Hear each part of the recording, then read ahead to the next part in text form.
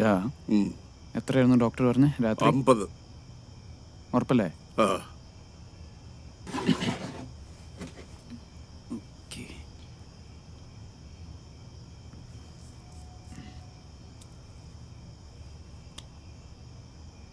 കുത്തട്ടെ? ഉം. കുത്തട്ടെ? ഉം.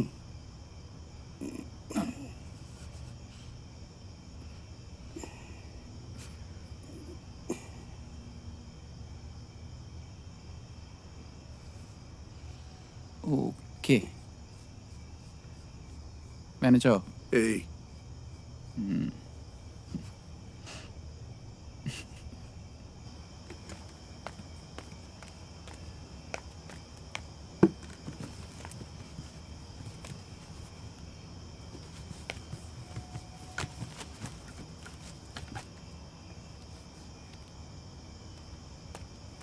ചാ ആ ഇതെന്താ ഇവിടെ വന്നിക്കണേ? ഞാൻ ഈ കാശിന്റെ കാര്യമൊക്കെ ആലോചിച്ചോണ്ടിരിക്കുക. ഞാൻ എവിടെയൊക്കെ തേടിന്നോ. ഒരു ഗുഡ് ന്യൂസ് ഉണ്ട്. അതെന്താ?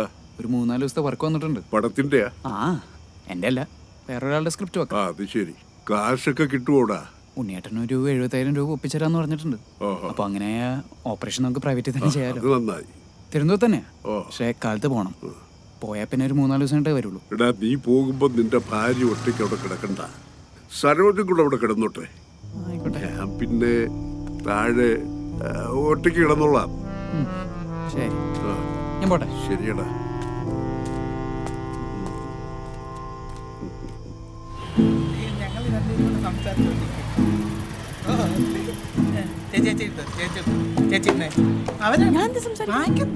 ഹലോ. ആ അതെ അതെ ഫോണിൽ തന്നെ എന്നാ ചേച്ചി കൊണ്ട് വരാൻ ചേച്ചി ഭയങ്കര തമാശക്കാരിയാണ്.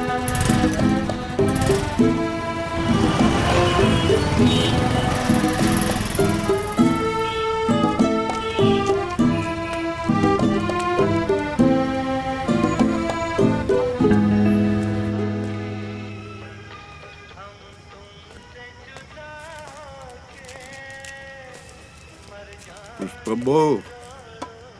ആ ഹലോ. ഒരു കവറ് മാവും 1/2 കിലോ പഞ്ചാര.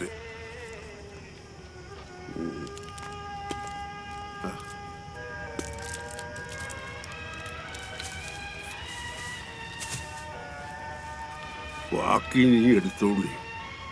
സരോജവും വരുമ്പോഴും കൂടെ മേളില. രാത്രി വാതില് തുറന്നിട്ടേക്കണം. ഞാൻ വരും. ഇന്ന് ഞാൻ വരുമെന്നേ.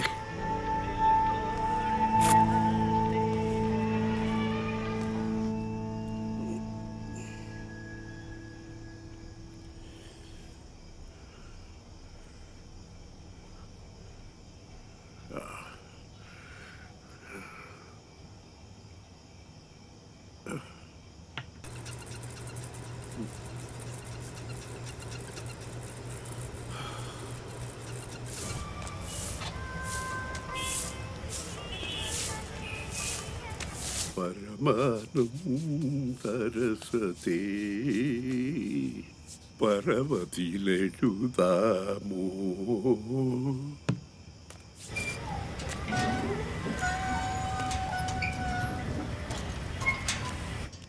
പുഷ്പു.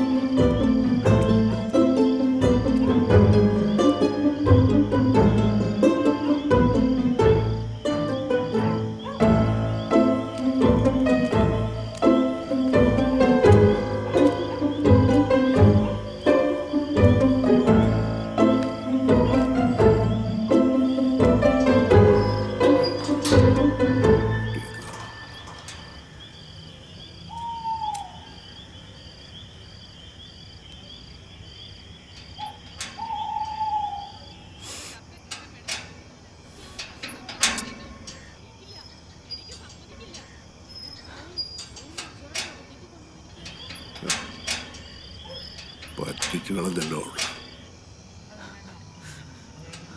ഉള്ള പല്ല് നമുക്ക് റെസ്റ്റോർ ചെയ്യാം. നമുക്ക് പല്ലെടുക്കാതെ കേടായ പല്ല് ഫില്ല് ചെയ്യാം. ഇപ്പോൾ ഫില്ല് ചെയ്യാൻ പറ്റിയില്ലെങ്കിൽ പള്ളിയിലെത്തുമെന്ന് കാണിക്കുന്നത് പഴയ മെറ്റൽ, നമ്മൾ സിൽവർ മെറ്റൽ വെച്ചിട്ട് പിന്നെ ഓട്ട പുല്ല് പല മെറ്റീരിയൽ നടക്കൂല. കാണുന്നത് പോയത് ടൂത്തിൻ്റെ ഒരു ഫോട്ടോ ഇപ്പോൾ കണ്ടു.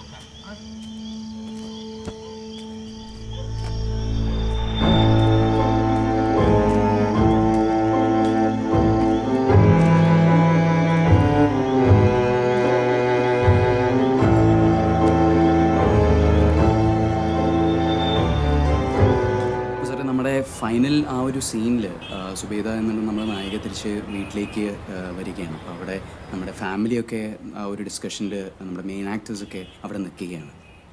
ആ ഒരു ഷോട്ട് വെച്ചാണ് നമ്മൾ പടം എൻഡ് ചെയ്യുന്നത്. അപ്പോൾ എന്ത് തോന്നി? കൊള്ളാം. Thank you sir, thank you. Good good.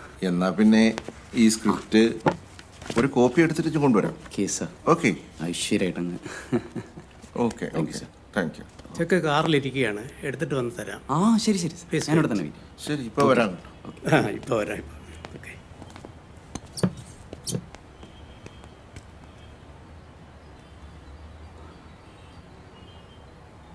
ആ ഉണ്ണിയേട്ടാ, ഉണ്ണിയേട്ടാ അവർ ജസ്റ്റ് ഇപ്പോൾ ഇറങ്ങിയുള്ളൂ കേട്ടോ. അപ്പോൾ അവർക്ക് ഭയങ്കരമായിട്ട് ഇഷ്ടമായി. ആ അങ്ങനെ മേജർ ചേഞ്ചസ് ഒന്നും ഇല്ല. ഇനിയിപ്പോൾ അത് എന്തെങ്കിലും ഉണ്ടെങ്കിൽ തന്നെ അതിപ്പോൾ പറയാണ്ട് തന്നെ നമുക്ക് ചെയ്ത് കൊടുക്കാമല്ലോ. ആ അല്ല, അവർ മറ്റേ ചെക്ക് ബുക്കും വരുന്ന സാധനങ്ങളൊക്കെ വണ്ടിയിൽ വെച്ച് മറന്നു എന്ന് പറഞ്ഞു. പിന്നെ അത് എടുക്കാൻ പോയിക്കാം. പിന്നെ സ്ക്രിപ്റ്റിൻ്റെ ഒരു കോപ്പിയും കൂടെ എടുക്കണമല്ലോ. ആ ചേട്ടാ ചേട്ടാ ചേട്ടാ, അവർ വന്നു തോന്നുന്നു. ഞാനിപ്പോൾ പോയി അറ്റൻഡ് ചെയ്യട്ടെ. ഓക്കെ, ഞാൻ വിളിക്കാം. ഓക്കെ.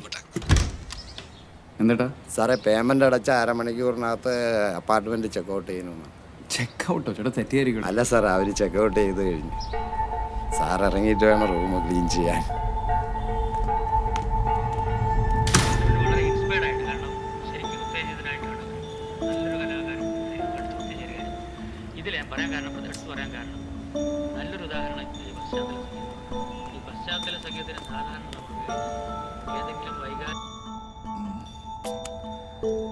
എടാ, ഞാൻ അവരെ കുറേ തവണ വിളിച്ചു. ഔട്ട് ഓഫ് കവറേജ് ഏരിയ ആണ്.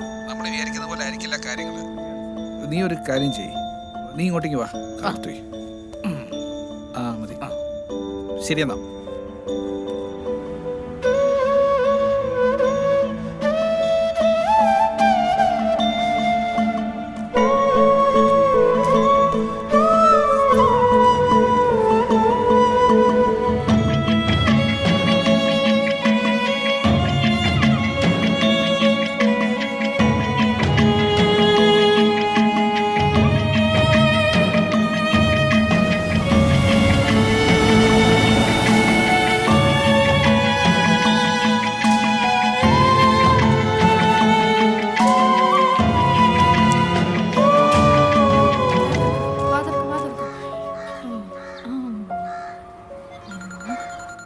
മോളെ, ഫോൺ അടിക്കുന്നു, നീ ഒന്ന് പോയി എടുത്തേ.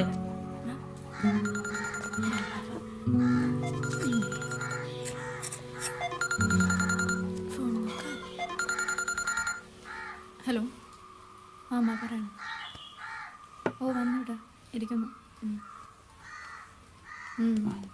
കുഴപ്പമില്ല, അവൻ്റെ കയ്യിലിരിക്കുന്നു. മോൻ എന്താ കഴിഞ്ഞ ആഴ്ച ജോലിക്ക് പോയിട്ട് വന്ന ശേഷം മോത്താകെ ഒരു വിഷമം? ഒന്നുമില്ല മോനെ, അമ്മ പറയുന്ന മോനെ ശ്രദ്ധിച്ച് കേൾക്കണം. ആ പുഷ്പമ്മയുടെ മോൻ ബൈജുവിനെ മോനൊന്ന് പോയി കാണണം. ഞാൻ അവൻ്റെ ഫോൺ നമ്പർ വാങ്ങിച്ചു വെച്ചിട്ടുണ്ട്. ഞാനതിന് അയാളെ പോയി കാണുന്നു. അതൊരാവശ്യമുണ്ട്. എന്താ?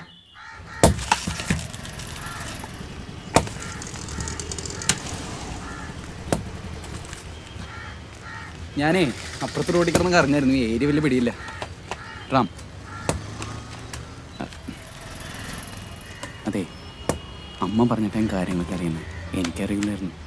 എന്നാലേ നിനക്ക് മാത്രമേ അറിയാത്തുള്ളൂ, ബാക്കി നാട്ടുകാർക്ക് മൊത്തം അറിയാം. ചേട്ടാ, ഞാനേ ഞെട്ടല്ല ചേട്ടാ. വയസ്സായ ആളല്ലേ, അതിൻ്റെ വല്ലതും വയസ്സായതൊന്നുമല്ല.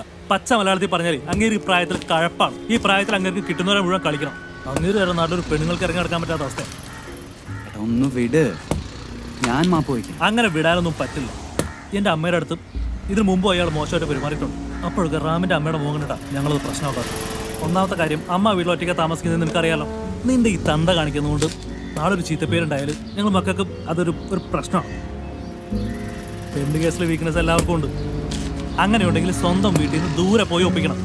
ഇതയ്യൊക്കെ സ്ഥലകാലബോധമല്ല, അതിൻ്റെ കുഴപ്പമാണ്. ചേട്ടാ ഒന്ന് വെട്ടുകളാ, ഇനി ഉണ്ടാവാതെ ഞാൻ നോക്കിക്കോളാം. എടാ നിന്നെ അറിയിക്കാതെ നിന്റെ അച്ഛനമ്മ ഇത്ര നാൾ കൊണ്ടു നടന്നില്ലേ? ഇതിപ്പോൾ 2-3 ദിവസമായി നിന്നെ കാണണം എന്ന് പറഞ്ഞാൽ നടക്കണം. ഇപ്പോഴാണ് നിനക്ക് പറ്റണം. ചേട്ടാ ഞാനൊരു വർക്കിലായിരുന്നു, ഇവിടെ ഉണ്ടായിരുന്നില്ല ഏട്ടാ. ഇന്ന് കാലത്ത് ഒരു പേപ്പർ എല്ലാവരുടെ കയ്യിലുണ്ടായിരുന്നു. നീ വരാത്തോണ്ട് ഞാൻ രാവിലെ കൊണ്ട് കൊടുത്തു. കൊടുത്തെന്നാ? കൊടുത്തിട്ടാ ഞാൻ ഇങ്ങോട്ട് വന്നത്. ചേട്ടാ കേസൊന്നും ആക്കാതെ നമ്മൾ തമ്മിൽ കോംപ്രമൈസ് ചെയ്തോടെ? ഇനി അതൊന്നും ചെയ്യാൻ പറ്റില്ല. പാർട്ടി ഓഫീസിൽ നിന്നൊക്കെ വിളിച്ചാലും മേളിൽ നിന്ന് വിളിച്ച് പറഞ്ഞിട്ടാണ് ഞാനിപ്പോൾ കൊണ്ട് കൊടുത്തു. അതിന്റെ മുറയ്ക്ക് നടക്കട്ടെ. എന്തായാലും സ്റ്റേഷനിൽ നിന്ന് വിളിക്കും. അപ്പൊ സ്റ്റേഷനിലേക്ക് പോകാൻ തന്നെയാണോ തീരുമാനം? അതെ, അങ്ങനെ നടക്കട്ടെ. നിങ്ങളോട് എന്ത് പറയാൻ.